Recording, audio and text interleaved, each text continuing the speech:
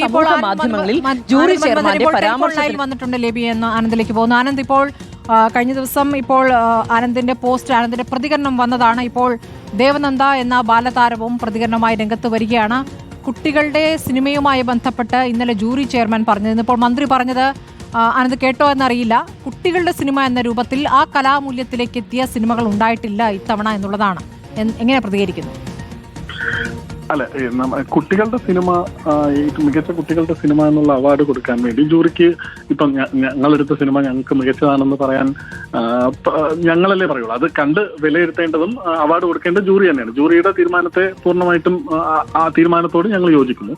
പക്ഷെ ഒരു പരാമർശമാണ് ഞങ്ങൾക്ക് ഏറ്റവും വലിയ വിഷമം ഉണ്ടാക്കിയത്. കാരണം നല്ല പെർഫോമൻസുകൾ കുട്ടികളുടെ ഭാഗത്തു നിന്ന് ഉണ്ടായില്ല എന്നുള്ള ഒരു കാര്യത്തിനെയാണ് ഞങ്ങൾ ഏറ്റവും കൂടുതൽ എംഫസൈസ് ചെയ്യാൻ ആഗ്രഹിക്കുന്നത്. കാരണം ഞങ്ങളുടെ സിനിമയെ പറ്റിയാണ് ഞാൻ സംസാരിക്കുന്നത്. സ്ഥാനാർത്ഥി ശ്രീകുട്ടൻ എന്ന സിനിമ എടുത്താൽ കഴിഞ്ഞാൽ അത് ഇന്ത്യ മുഴുവൻ സംസാരിക്കുകയും വളരെ ചർച്ച ചെയ്യപ്പെടുകയും ചെയ്ത സിനിമയാണ്. എങ്കിൽ കൂടി അതിൽ ഏറ്റവും കൂടുതൽ പരാമർശിക്കപ്പെട്ടത് ആ ചിത്രത്തിൽ കുട്ടികളുടെ പെർഫോമൻസിനെ പറ്റിയായിരുന്നു.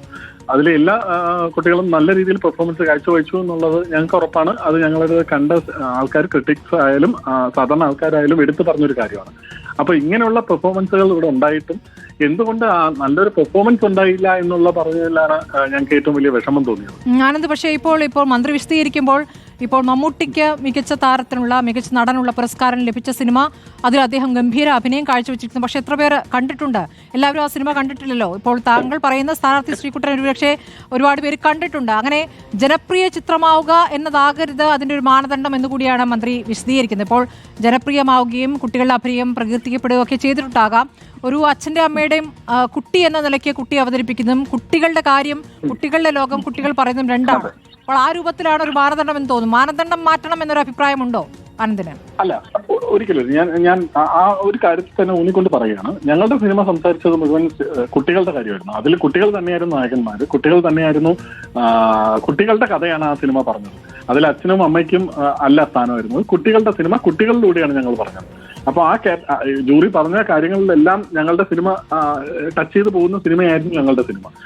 പിന്നീടുള്ള കാര്യം, ഒരിക്കലും ഈ ആൾക്കാർ കാണുന്ന സിനിമകൾക്ക് തന്നെയായിരിക്കണം അവാർഡ് കൊടുക്കണമെന്നുള്ളത് യാതൊരു നിർബന്ധവുമില്ല. അത് അങ്ങനെ പാടില്ല. ഇപ്പം ഈ പറഞ്ഞ ഞങ്ങളുടെ സിനിമയായി പോലും തിയേറ്ററിൽ അധികം പോയിട്ടില്ല ആ സിനിമ. OTT വന്നു കഴിഞ്ഞ ശേഷമാണ് ആ സിനിമ കുറച്ചു പേരിലെങ്കിലും ഒക്കെ എത്തിയത്. അപ്പൊ അങ്ങനെയുള്ള സിനിമകൾ ഇഷ്ടംപോലെ ഉണ്ട്. OTT ഇറങ്ങിയാൽ പോലും ആരും പരാമർശിക്കപ്പെടാത്ത സിനിമകളുണ്ട്, നല്ല സിനിമകൾ ഉണ്ടാവാം. അപ്പൊ അങ്ങനെയുള്ള സിനിമകളുടെ ഒരു പ്രതീക്ഷയാണ് സ്റ്റേറ്റ് അവാർഡ് എന്നുള്ളൊരു അവാർഡ്. അപ്പൊ ആ തരത്തിൽ അവർ പറഞ്ഞത് ഭയങ്കര പൂർണ്ണമായിട്ടും യോജിക്കുന്ന തരത്തിലുള്ള കാര്യം തന്നെയാണ്.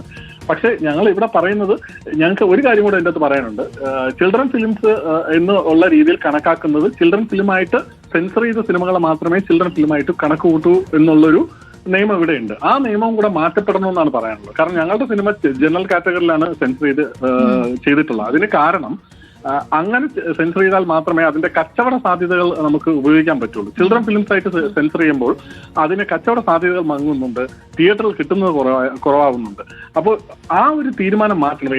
എന്ത് മാറ്റമാണ് അതിൽ ഉൾപ്പെടുത്താൻ പറ്റുക എന്ന് ഞങ്ങൾക്ക് അറിയില്ല. അങ്ങ് പറഞ്ഞ ഒരു വലിയ പ്രതിസന്ധി തന്നെയാണ്.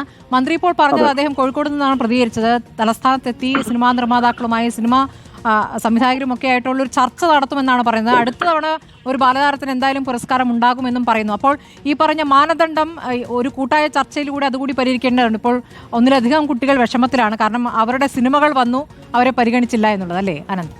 ഉറപ്പായിട്ടും. കാരണം ഞങ്ങളുടെ സിനിമയിൽ 42 പുതിയ കുട്ടികളാണ് അഭിനയിച്ചത്. അപ്പൊ ഇവർക്ക് എല്ലാവർക്കും ഒരുപോലെ പെർഫോം ചെയ്യാനുള്ള അവസരം ഉണ്ടായിരുന്നു. അവരെല്ലാവർക്കും ഈ പറയുന്ന പോലെ പെർഫോമൻസിനെ പറ്റി ഒരു പരാമർശമെങ്കിലും ഉണ്ടാവുമെന്ന് അവരെല്ലാം പ്രതീക്ഷിച്ചു.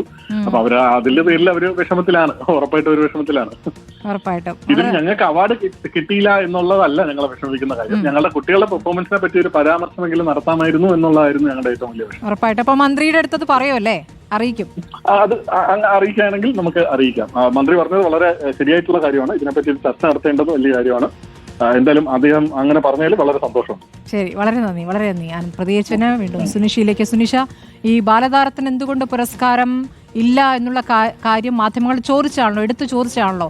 അങ്ങനെ ചോദിക്കുമ്പോൾ ജൂറി ചെയർമാൻ പറയുന്നത് കുട്ടികളുടെ ചിത്രം എന്നുള്ള കലാമൂല്യത്തിലേക്ക് 10% പോലും ആ മൂല്യത്തിലേക്ക് എത്തുന്ന സിനിമ വന്നിട്ടില്ല എന്നാണോ? അങ്ങനെയെന്ന് മന്ത്രിയും പറയുന്നു. അതെ സ്മൃതി, അങ്ങനെ തന്നെയാണ് പറഞ്ഞിരിക്കുന്നത്. 2024 ഒരുപാട് സിനിമകൾ ഇറങ്ങിയിട്ടുണ്ട്. അതിൽ നിരവധി കുട്ടികൾ അഭിനയിച്ച സിനിമകളുമുണ്ട്. പക്ഷേ കുട്ടികൾക്കായുള്ള ഒരു സിനിമ എന്ന തരത്തിൽ ഒരു സിനിമ ഇറങ്ങിയിട്ടില്ല എന്നുള്ളത് തന്നെയാണ് ജൂറി പറഞ്ഞത്. ഒരു പക്ഷേ നേരത്തെ പറഞ്ഞതുപോലെ തന്നെ അമ്മയോ അച്ഛനോ മുഖ്യ കഥാപാത്രങ്ങളായിട്ടുള്ള സിനിമകൾ ഉണ്ടായിരിക്കാം. പക്ഷേ അതിൽ കുട്ടികൾ കേന്ദ്രമായിക്കൊണ്ട് കുട്ടികൾ തന്നെ അവരുടെ വൈകാരിക തലം പറയുന്ന തരത്തിലുള്ള ഒരു സിനിമ പോലും ഉണ്ടായിട്ടില്ല. അത്തരം സിനിമകൾ സമൂഹത്തിലേക്ക് വരേണ്ടതുണ്ട് എന്നുള്ളതാണ് കഴിഞ്ഞ ദിവസം ജൂറി ചെയർമാൻ തന്നെ പറയുന്നൊരു സ്ഥിതി കൂടി ഉണ്ടായത്. അതുകൊണ്ട് തന്നെയാണ് ഇത്തവണ അത്തരമൊരു കാറ്റഗറിയിൽ തന്നെ കാറ്റഗറി തിരിക്കാതെ തന്നെ മുന്നോട്ട് അവാർഡ് പ്രഖ്യാപനം നടക്കുകയും ചെയ്തത് എന്നുള്ളതാണ്. അതുകൊണ്ട് തന്നെ ഇപ്പോൾ നിരവധി ബാലതാരങ്ങൾ, നേരത്തെ സ്മൃതി പറഞ്ഞതുപോലെ തന്നെ നിരവധി സിനിമകളിൽ അഭിനയിച്ച കുട്ടികളെല്ലാം വലിയ പ്രതീക്ഷയിലായിരുന്നു ഇത്തവണ ബാലതാരത്തിനുള്ള അവാർഡ് ലഭിക്കുമെന്ന്, അല്ലെങ്കിൽ ഒരു പരാമർശമെങ്കിലും ഉണ്ടാകുമെന്നുള്ളൊരു പ്രതീക്ഷ കുട്ടികളെ സംബന്ധിച്ചിടത്തോളം ഉണ്ടാവുകയും ചെയ്തു. ഇപ്പോൾ സ്ഥാനാർത്ഥി ശ്രീകുട്ടൻ പോലെ 42ഓളം കുട്ടികൾ അഭിനയിച്ച സിനിമയാണ്. അതിൽ ഓരോ കുട്ടികളെ സംബന്ധിച്ചിടത്തോളവും അവരുടെ അഭിനയം അടക്കം ദേശീയ തലത്തിൽ ശ്രദ്ധിക്കപ്പെട്ടതുമാണ്. പക്ഷേ അത്തരത്തിലൊരു പരാമർശം പോലും ജൂറിയുടെ ഭാഗത്തു നിന്നും ഉണ്ടായില്ല എന്നത് തന്നെയാണ് വിമർശനമായി ഉയരുന്നത്.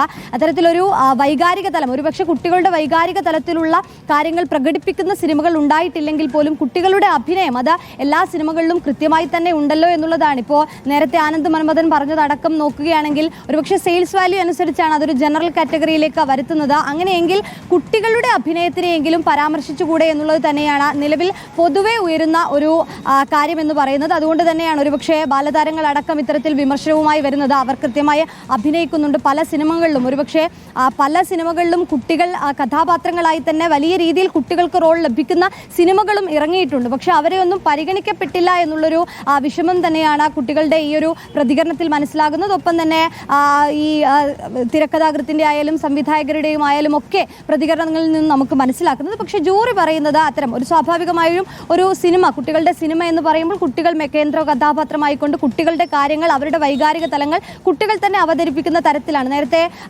ഈ ആനന്ദ് മന്മഥൻ തന്നെ പറഞ്ഞത് വെച്ചാണെങ്കിൽ മനു അങ്കിളിന് നേരത്തെ കുട്ടികളുടെ സിനിമയ്ക്കുള്ള അവാർഡ് ലഭിച്ചിരുന്നു. പക്ഷെ അത് പിന്നീട് നോക്കുമ്പോൾ അതൊരു ഫീച്ചർ സിനിമയുടെ ഭാഗമായി എത്തി എന്നുള്ളതാണ്. പക്ഷേ അത്തരത്തിൽ ഒരു മാറ്റം വേണമെന്നുള്ളതാണ് നിലവിൽ സംവിധായകരുടെ ഭാഗത്തു നിന്നൊക്കെ വരുന്നത്. ഒരു ചിത്രം പുറത്തേക്ക് ഇറക്കുകയാണെങ്കിൽ അതിന് തിയേറ്റർ കിട്ടാൻ ഉള്ള ബുദ്ധിമുട്ട്, ആളുകൾ കാണാനെത്തുമോ എന്നുള്ള പ്രശ്നം, ഇതൊക്കെ അവിടെ നിൽക്കുന്നു എന്നുള്ള കൂടിയാണ് ആനന്ദ് മന്മഥൻ ചൂണ്ടിക്കാണിച്ചത്. ഞാൻ ലേബിയിലേക്ക് കൂടി പോകുന്നു. ലേബി സുരേന്ദ്രൻ, ദേവനന്ദ വിഷമത്തോടു കൂടി ഇട്ട ഫേസ്ബുക്ക് പോസ്റ്റാണ്. കണ്ണടച്ചിരുട്ടാണെന്ന് പറയരുത് എന്നടക്കമുള്ള കാര്യങ്ങളാണ് കുട്ടി പറയുന്നത്. ആ പോസ്റ്റിന് വലിയ പിന്തുണ ലഭിക്കുന്നുണ്ടോ? എന്താണ് ദേവനന്ദയുടെ പോസ്റ്റിൽ പ്രധാനപ്പെട്ട ആരോപണമായി പറയുന്നത്? സ്മൃതി, തീർച്ചയായും ദേവനന്ദ വളരെ ശ്രദ്ധിക്കപ്പെട്ടൊരു ബാലതാരമാണ്. അടുത്തിടെ വന്ന സിനിമകളിലൂടെയെല്ലാം വലിയ ആരാധകരെ ഉണ്ടാക്കുകയും ചെയ്തിട്ടുണ്ട്. അത്രത്തോളം ആരാധന ശ്രദ്ധ കിട്ടിയതുകൊണ്ട് തന്നെ ദേവനന്ദയുടെ പോസ്റ്റിനും ശ്രദ്ധ ലഭിച്ചിട്ടുണ്ട്. കടുത്ത അമർഷത്തോടു കൂടിയാണ് ദേവനന്ദ കുറിപ്പ് ഇട്ടിരിക്കുന്നത്. കണ്ണടച്ച ഇത്തരത്തിൽ കുട്ടികൾ നിൽക്കുന്നിടം ഇരുട്ടാണെന്ന് വിചാരിക്കരുത്, അവിടെ കുട്ടികൾ ഉണ്ട് എന്ന് കരുതണം. ജൂറി ചെയർമാന്റെ പരാമർശത്തിൽ കടുത്ത വിഷമമുണ്ട്. ഇത്തരത്തിൽ കുട്ടികളുടെ ചിത്രം വേണ്ടത്ര അംഗീകാരം കൊടുക്കേണ്ട എൻട്രി ലഭിച്ചിട്ടില്ല എന്നുള്ള പ്രസ്താവന അതിൽ കടുത്ത വിഷമത്തോടുകൂടി തന്നെയാണ് ദേവനന്ദ എടുത്തിരിക്കുന്നത്.